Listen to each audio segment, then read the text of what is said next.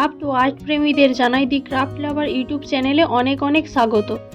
আশা করছি আজকের এই ভিডিওটি তোমাদের গয়না বানাতে অনেকটা সাহায্য করবে।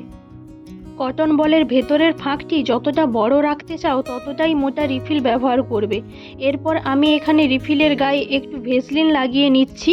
এর ওপরে গ্লু দিয়ে সুতো আটকালে আর রিফিলের গায়ে সুতো লাগবে না। প্রথমে যতটা লম্বা বল দরকার গ্লু দিয়ে সুতোটা ততটা গোল গোল ঘুরিয়ে পেঁচিয়ে নিচ্ছি। তারপর মাঝখানে একটু বেশি করে সুতোটা লাগাচ্ছি। এরপর যেমন কটন বল বানাই সুতোটাকে ওপর নিচে করতে হবে। এই কটন বলটা খানিকটা ঢাকের মতো লাগে।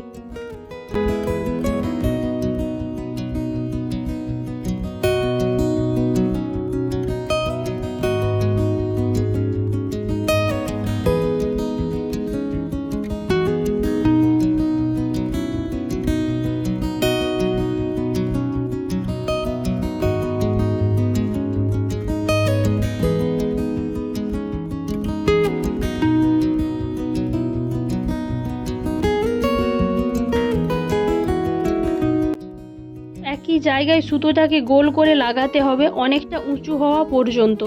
তারপর কয়েকবার ওপর নিচে করলেই একেবারে বলের সাইজের হয়ে যায়।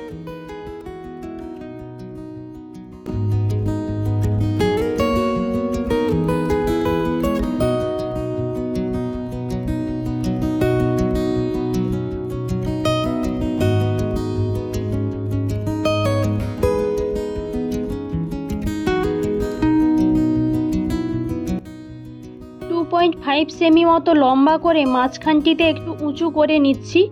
এটা কিছুটা ঢোলের মতো দেখাবে।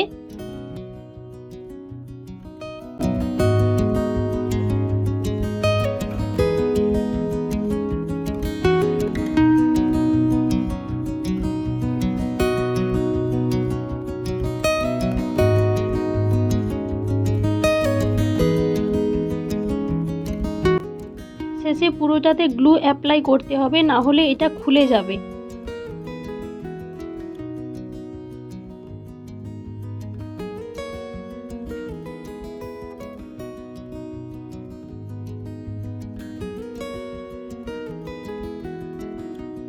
চার নম্বর কটন বলটি বানানোর জন্য 1.5 সেমি মতো লম্বা করে সুতো লাগানোর পরে 7-8 বার সুতোটিকে ওপর নিচে করতে হবে।